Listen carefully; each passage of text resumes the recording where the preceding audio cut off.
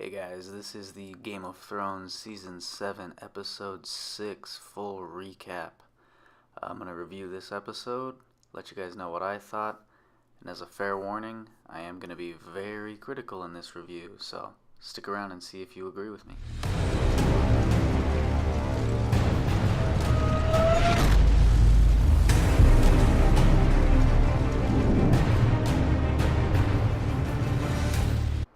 Alright guys, so like I was saying, I do want to go ahead and recap this episode of Game of Thrones for you. And I am going to be extra critical of it because as good as this episode was, I feel like they did make this the most predictable episode of Game of Thrones that we have had to date.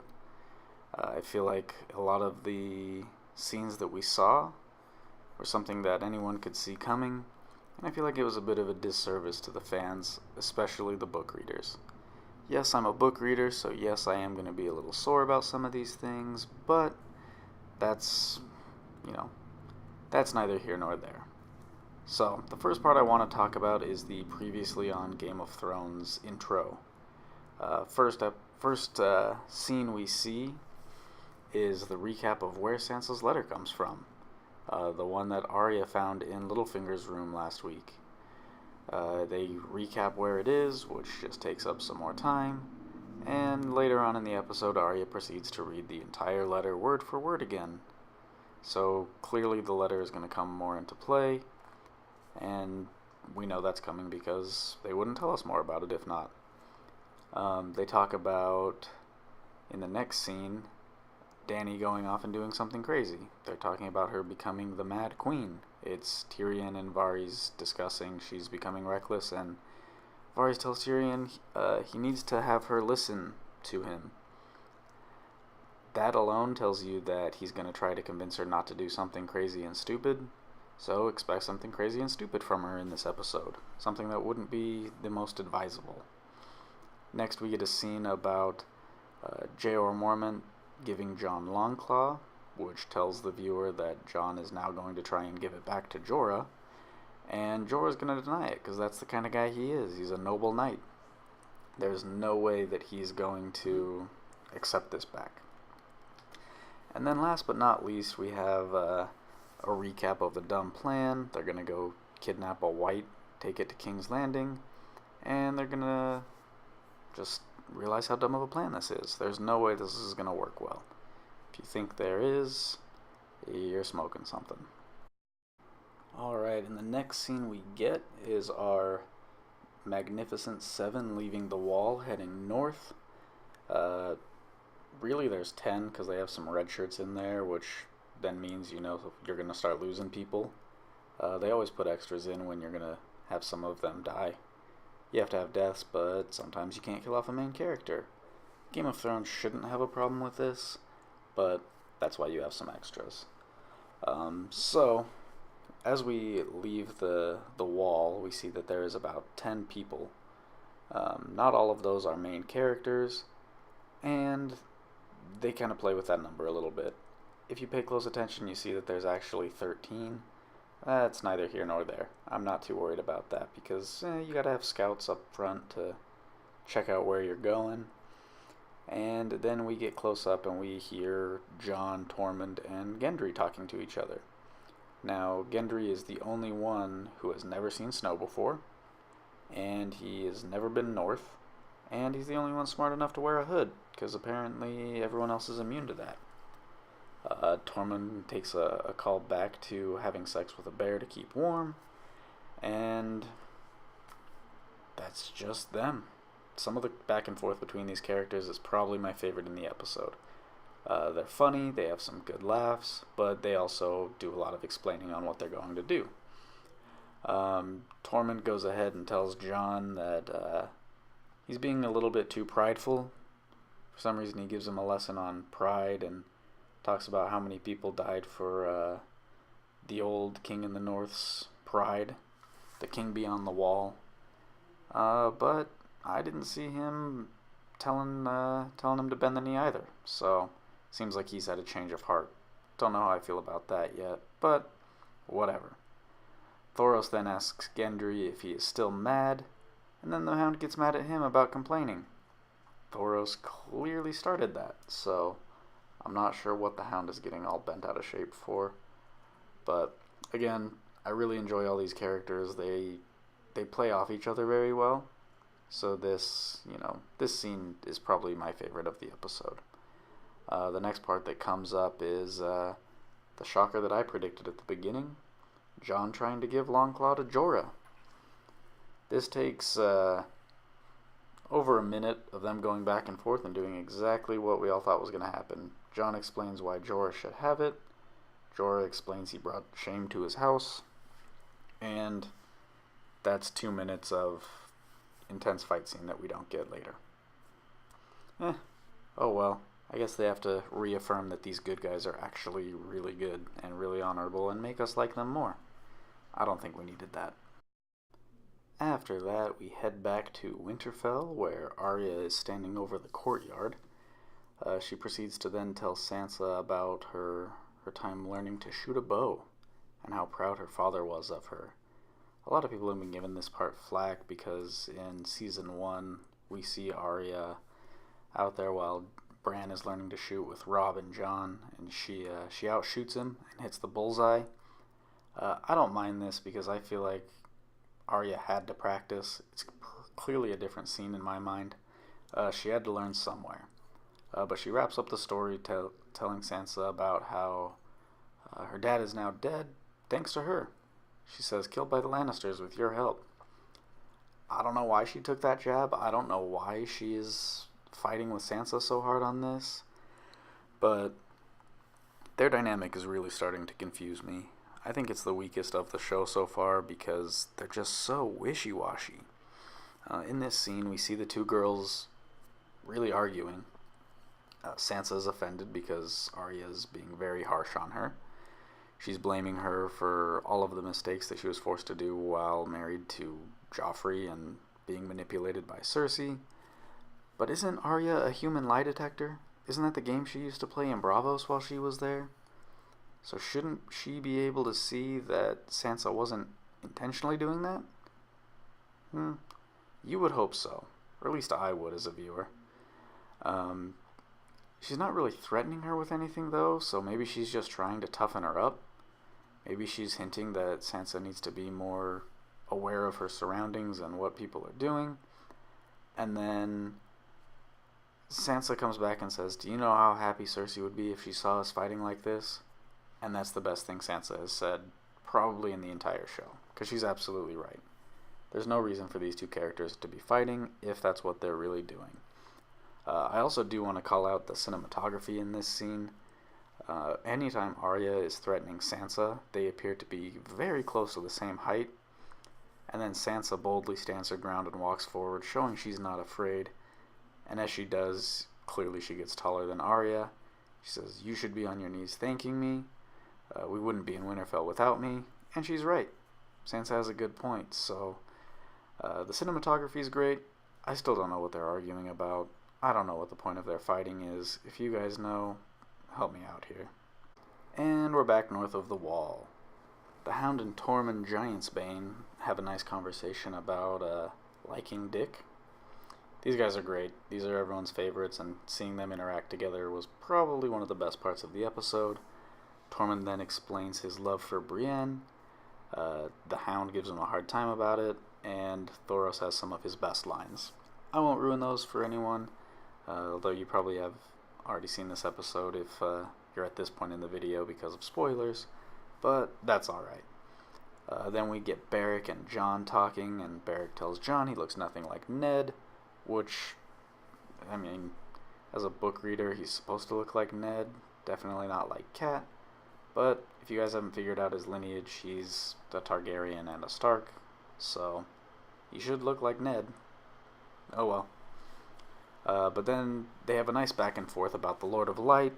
They know that they've both died, so he clearly wants them both alive. And Beric has the coolest lines ever about death being the enemy, and how the enemy always wins, but they have to fight it off for those not strong enough to fight for themselves. I thought that was the coolest conversation in the entire episode. Jon seems to relate to this pretty well. and he quotes the Night's Watch oath again, which I thought was perfect. They are the defenders of death. They defend death from invading Westeros and killing too many people. And then the Hound sees the mountain that looks like an arrowhead from his vision, and they know they're going the right way. Pretty simple scene. Next up, we get Danny and Tyrion discussing how stupid it is to be heroic, and Danny explains how all of the men she's loved or that have loved her are trying to be heroic. Tyrion's actually the one that calls out that, they all fall in love with her. She acts like she's not in love with Jon, and for the fan service, she acts like a little girl randomly out of character to essentially say she is. This Jon Snow, and Tyrion mocks her, says it the same way she does. But then they have a really interesting back and forth talking about how Tyrion is siding with his family as he's trying to plan what she should do next, and Tyrion agrees. He says he absolutely is, because that's the best way to understand the enemy, and that's how you beat him. He then brings up her own words that she's trying to break the wheel, and the best way to do that is to be different. Be unlike any ruler that Westeros has seen thus far. And how does she ensure that that continues after she's gone? For some reason, she gets really upset at this, and all she hears is who comes after. It feels like she's kind of losing it in that point, but I still don't get the Mad Queen thought that everyone is seeing. I think Tyrion has a good point. He brings up some democracy, and then brings up the weird Greyjoy traditions, but he starts hinting at democracy, and then Danny says, well, I haven't even got the throne yet, you're already trying to plan who comes after me. I don't think she's being smart, but she is supposed to be young, so I give her a pass on it, but I thought this was a good scene of back and forth between those two. And we're back north of the Wall, where we meet this giant flaming polar bear.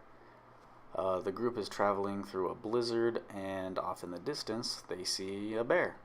A big one from what they can tell. The bear turns and looks at them, and then its eyes glow blue, signifying that it is a zombie bear. They have a scout up ahead. The bear looks at them. The scout realizes there's a bear there, and the scout starts running back towards the group. The camera angle changes to be next to the scout, who is then taken by what seems like another polar bear. It attacks him from the side and basically carries him perpendicular to the path of the original bear. The group realizes visibility is bad. They go back to back, form a circle, and then they are attacked by another bear, who they all take a swing at and seemingly do no damage to. The interesting part here is it seems like that first bear grabbed that scout and just left. Who knows? The next bear comes in, starts just mauling everybody, kills what seems like 2 or 3 of the randos, and then proceeds to attack Thoros. It tries to chew on his sword for a little bit, and everyone kind of just watches. And then Jorah shows us that he is the rogue of the party, and he runs in, and he gets the nat 20 on the bear, stabs it once, kills it. Game over. Unlike the randos, Thoros didn't die instantly. He just chose to get a little bit drunk, had Barrett cauterize the wound, and he is seemingly good to go. This scene was pretty cool, minus the missing bear. Bear number 1 grabbed the dude and ran off. Bear number 2 killed someone and then proceeded to attack everyone else. I don't know about that, but the bears looked so good. The flaming swords never get old. And my personal favorite part was when Barrick stuck his sword in the ground and the flames slowly went out. It was a really cool CGI effect, so I tip my hat to him on that one. Back in Winterfell, Sansa decides to share her concerns about her scary little sister with Littlefinger. I don't know what she sees in this guy, why she keeps going back to him. It doesn't make sense to me. He's clearly planning something, he's got something going on. But then I think he gives her some pretty fair advice. Talk to Brienne. she's supposed to protect both of them, and she makes a pretty good intermediary. This advice seems to benefit, the girls. Sure, maybe Littlefinger expects Brienne to see how crazy Arya is and strike her down, but I doubt that. They both seem to really like each other when they were fighting. So I don't know how that benefits Littlefinger in any way. If you guys know, you should help me out. But this seems like good advice. I think Sansa should have talked to Brienne and used her as kind of an intermediary or way to help gain some understanding, try and bridge that gap. But no. As you'll see in a later scene, she goes completely against that. We head back north of the Wall to have Jorah and Thoros discuss how drunk Thoros was at Pike. If you guys don't remember, Thoros charged the breach at Pike with his flaming sword, and everyone remembers that specifically. They remember it being the most amazing, epic thing of the entire battle, and that's what people take away of it. They say the Greyjoys were scared, and that's how they took Pike. Who knows? Thoros doesn't. He doesn't remember. He said he was too drunk. So, I'm not sure how that fits into the story other than proving to everyone that these Magnificent Seven are just epic characters. But Thoros just reaffirms that he's always drunk. Oh well. Tormund then hears a scouting party of whites along with a White Walker in the canyon below. And now that they have the high ground, the only rational thing to do is run ahead and build a fire as a trap. Alright. They have them with numbers, they have them with surprise, but hey, if you gotta go build a fire, that's fine. There's a lot of theories out there saying that maybe the fire was from Benjen Stark. Maybe he was out camping ahead and made the fire and they just took advantage of it. No. I highly doubt that. Maybe I'm wrong, but I don't see it. So, anyway, the whites come across this fire, and they pause to look around, see who made it, and then our heroes attack. They come out from hiding and all fight these guys one-on-one. Conveniently, there is one for each of them, and they struggle. Jorah goes to stab one, it catches him by the throat, and he can't overpower it. Good thing Jon kills the White Walker, because they seemed like they were in trouble. As soon as he kills it, all of the whites die. Except for one, because, they need to save one. If that wasn't just too easy, then I don't know what was. Then it starts screaming, and the clouds start closing in, and Jon can tell the rest of the army is very nearby.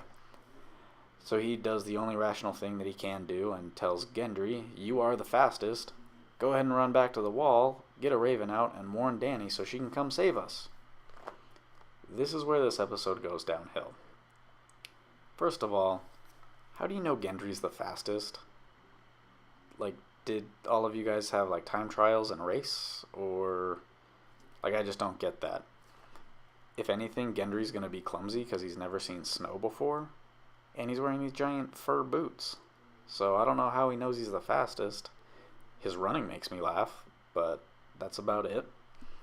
Also, Gendry's never seen snow, so he's never been north. They've traveled through a blizzard, so you expect basically a newcomer to the north to be able to track his way back to the wall.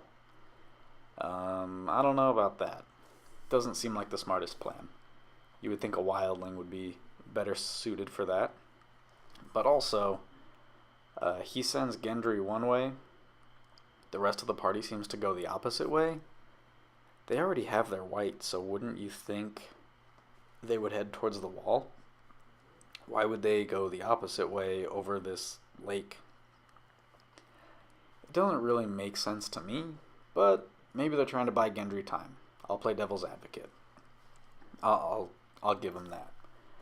But why would they tell Gendry to go send a raven to Danny if they don't know where they're going to be or how they can be helped? It's as if he knew they were going to be stranded on an island in the middle of a lake. So now we get to the island in the middle of the lake. They run out on the lake and the ice starts cracking. So they're stuck between a rock and a cold place. run out onto the water because the army of the dead is behind them, and conveniently the lake breaks in a circle, and they're all out in the middle of the water, surrounded by the army of the dead. We get a Gendry running montage. Thoros dies overnight.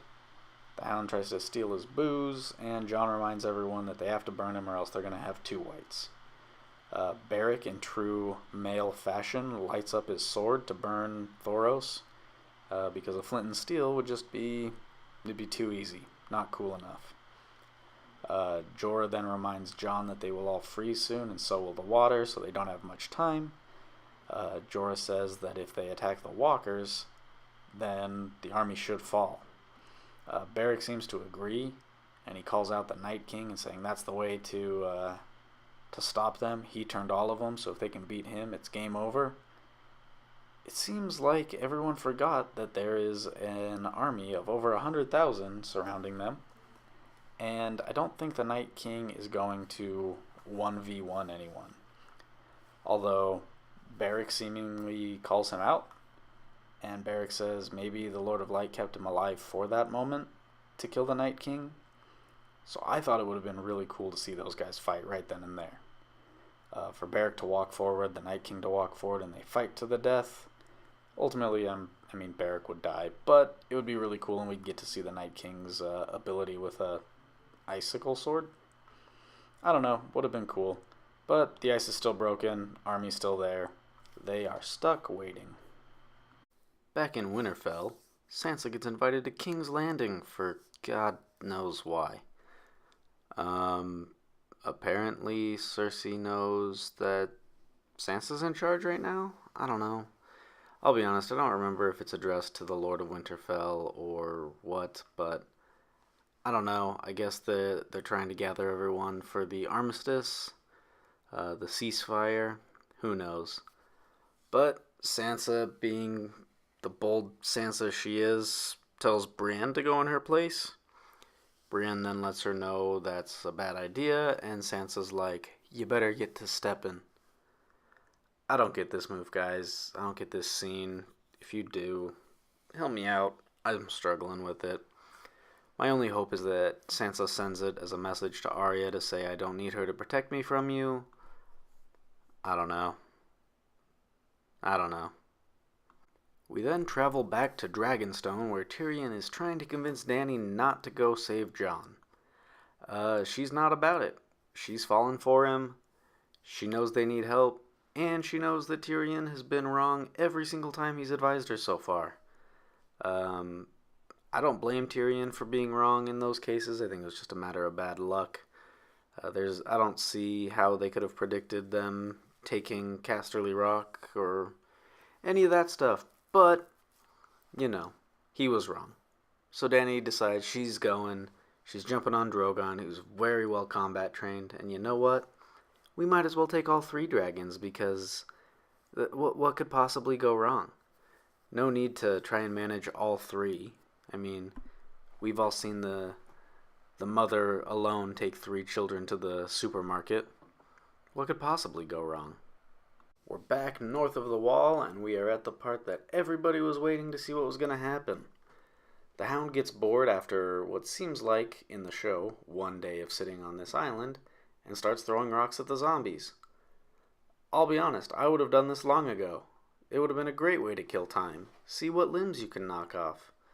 May not be the most effective way to kill them, but if you can knock an arm off, that's one less arm that can strangle you. Might as well. But wait, are you telling me that the water froze over? Now, someone on Reddit did determine that a raven could get there in, I think he said 4 days. From the wall to Dragonstone. Maybe less. Give the dragon a day, 2 days of flight time. You're looking at almost a week before Danny gets there. I didn't like the way that they made time move so slow. It seemed like they were there for a day. But again, this is where stuff is just really predictable and just doesn't make a lot of sense. So it took them throwing a stone to realize that the water had frozen. Was their plan to just sit there and watch them freeze on the island? The White Walkers were there. The whites are clearly unintelligent, but the White Walkers see through their eyes. They are essentially warging them. I just don't see that they didn't send one across every once in a while, every few hours, to see if the ice froze again. And then as soon as the ice did freeze, or the water froze, I guess I should say, I thought they were smart. I thought they were going to try and save it. Send a few at a time so it wasn't as strong, and eventually they'll dwindle down. But no, after a few seconds, the entire army starts going over the ice again, because that's the way that ice works. That lake had been undisturbed for who knows how long up to that point, and it was fragile and broke. Now you give it, even if we say a week, you expect us to believe that the ice is thick enough to survive? I don't think so. The fight begins. First it's a couple whites, and then more and more and more, and they all start dying in one shot. Because that's how it worked before, right?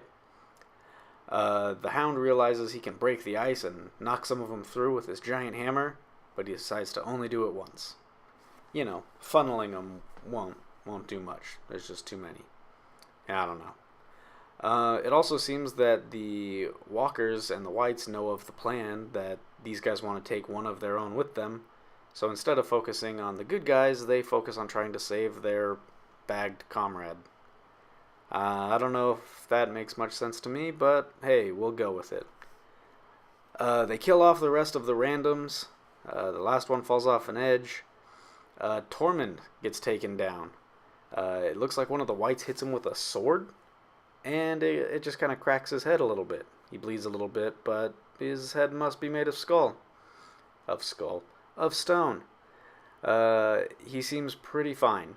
He fights off a bunch of them barehanded, and we start getting the sense of these characters seem to be unkillable.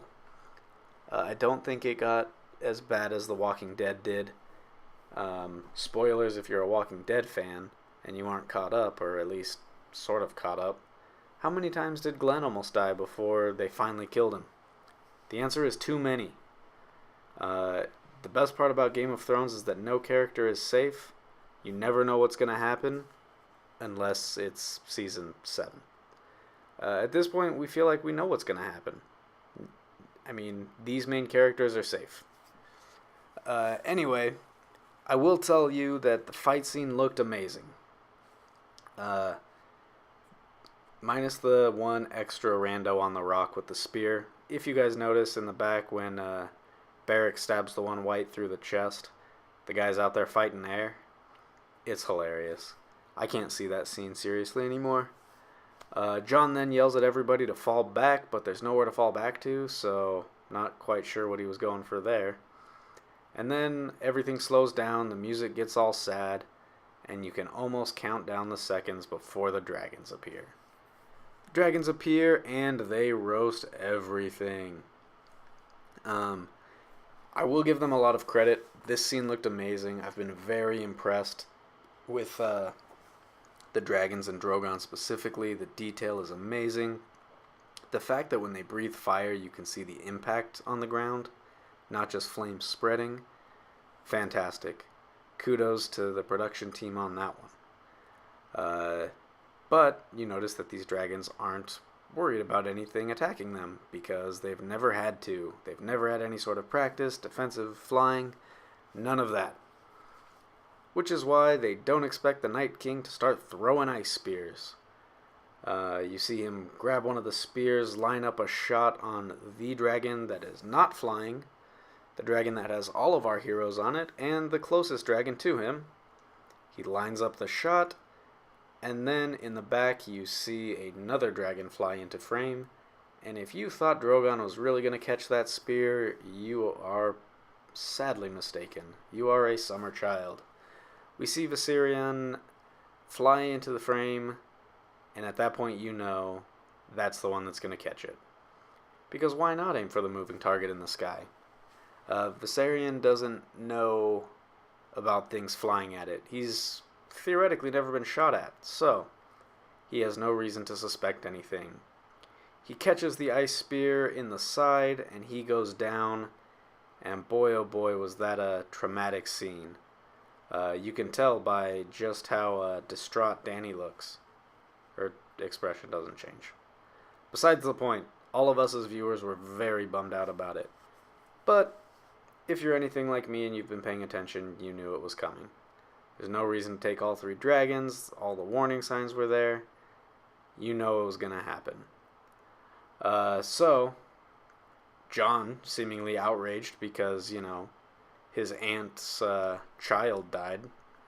I guess that'd be his cousin. And so he continues to start fighting off walkers until you get a nice visual of him ready to go one-on-one with the Night King. Night King? Night's King?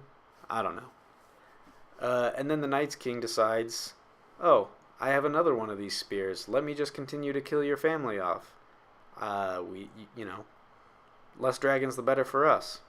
So he then tells everyone, hey, you should leave. He tells them to take off. He tries running after them, but then he gets tackled into the water. We've already seen that anyone in armor or anything heavy, fur, probably doesn't hold water very well. Jaime could swim in armor. Let's see how Jon does. He goes in the water, and again, if you thought Jon would die from this, I don't know what you're smoking. Too much wine. Danny takes off. The Night King takes aim, launches a spear perfectly on target, but luckily for us, Drogon saw that scene where Rickon flew off in a straight line, and Drogon learned to zigzag. Which again, I am okay with. People were complaining about this, but he has also been shot with one of these scorpions, so he understands it. They take off, they're safe, they're clear, and the army of the dead makes like the Autobots and starts to roll out. And then, lo and behold, Jon crawls out of the ice because, hypothermia is not a thing. Jon crawls out, grabs his sword, and proceeds to square off with the entire army of the dead. And then we get more fan service. Uncle Benjen comes riding in, or at least that it looked like Benjen.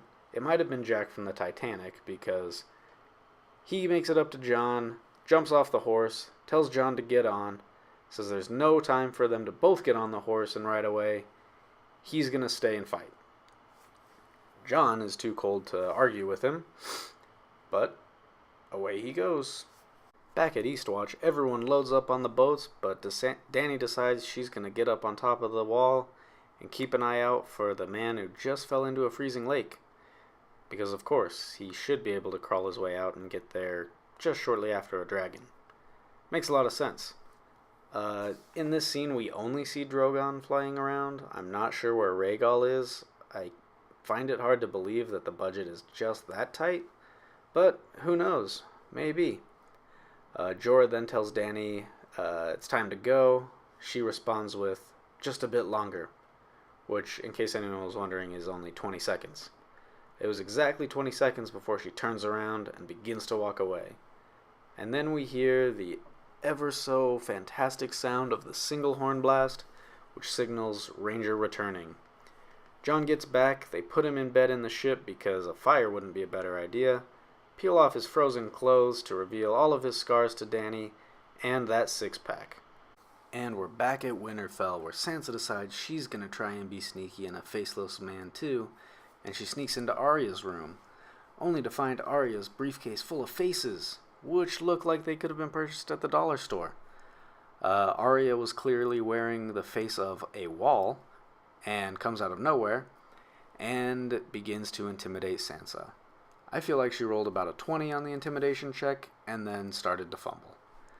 Arya explains to her what the faces are, how she trained to get them and use them, and then Sansa proceeds to ask her, what are these faces? She just said that. And then Arya, for the first time, asks if they can play the lie detector game. Arya should be a human lie detector at this point, but this is the first time she starts trying to unveil the truth, it seems. Sansa says she doesn't want to play, but Arya asks her question anyway. How do you feel about Jon being the king? Implying she wants to know if Sansa wants to rule the North. Sansa, again, asks about the faces. Arya threatens her and says the last person that asked questions when it wasn't their turn, it didn't end well for them. To which Sansa again asks about the faces. And at this point is where Arya rolls the natural one, and she changes her mind. She caves and drops the question and reiterates that she's not a girly girl. She can be whoever she wants, and no one can stop her. She walks up to Sansa as if she's going to take her face, flips the dagger around, and hands it to her. Now, this was the only saving grace for these girls in this entire episode, in my opinion. I take that as Arya handing the knife to Sansa, saying, "Your move. I'm telling you to be smart, be safe. You're too soft. We can be whatever we want to be, but just be aware of who the real enemy is." I hope Sansa took it for that, and I hope that's what Arya meant, because if we get something as simple as them just coming to terms and talking it out the next episode, I'm going to be so upset. I will be livid. And we're back on the boat with Jon in bed. Yes, I know this picture sucks, but it's all I had, and I'm short on time, so... Jon wakes up to Danny sitting there with him. She's been waiting for him to wake up. Jon instantly apologizes, and for the first time, we see Daenerys cry. She's clearly shaken up, but she's motivated. She says she doesn't regret it. She says she's ready. She's going to help him fight the army of the dead. She's convinced. She's completely changed her mind. She doesn't need Jon to bend the knee. She will fight for him. So Jon bends the knee. The partnership just turned back into a dictatorship. No, I don't think it's that bad. Danny being queen is kind of inevitable at this point with dragons. It's not like anyone in the north has any scorpions to fight her. But it just doesn't feel right. She wasn't asking anymore. She realized there was a bigger picture, and he gives up. You have to think that it was because of Tormund's talk on pride that he gave up, but it just doesn't seem like the time or place. I don't know. I wasn't feeling it. Also, Jon decides to call her Danny, which no one has done since, her brother? Maybe someone else, but I'm pretty sure it was her brother back in, season 1? So, where he feels like he can call her Danny it's just fan service. They're gonna make this romance happen. I mean, I'm okay with it, but I'm not crazy about it. Yes, they're related. It's his aunt. Another Reddit thread says that Targaryens are over 50% genetically the same because of all of the inbreeding. But hey, anything for the fans, right? The other fun part about this is Danny is clearly more emotional about Jon bending the knee than her dragon or her child dying. She is way more shaken up about that, so she's got to get her priorities straight. You didn't think it was over there, did you? No, we're back north of the wall, where the White Walkers have clearly been crafting these giant chains. Because, those are necessary. They decide they're going to pull that dragon back up out of the water. Okay, where did they get these chains? Have they really been carrying them this whole time, or did they, forge them themselves? How did they attach them to the dragon? Did they just send whites down to attach them? There's no... I don't know. I just don't know at this point, guys. But whatever. The way I see it, they sent them down, they attached them, those whites are gone. Cool. They've got plenty of them. They pull the dragon up through the ice, which they're now strong enough to, break through and deal with. And they decide they're going to raise the dragon. Again, if you didn't see this coming, you are a child of summer. This was pretty obvious to me, but it did look pretty cool. It was pretty neat. And at that point, the dragon opens its eyes. We see the typical White Walker blue eyes, and it was pretty epic. So that's going to be it for this episode, guys. I hope you guys liked the recap and the summary. I know this is a long video, but I appreciate you sticking with me. If you guys like this, let me know in the comments below. Hit the subscribe button, and I'll do more. I'll keep them shorter, too. But hopefully this was okay for the first try. Thanks, team.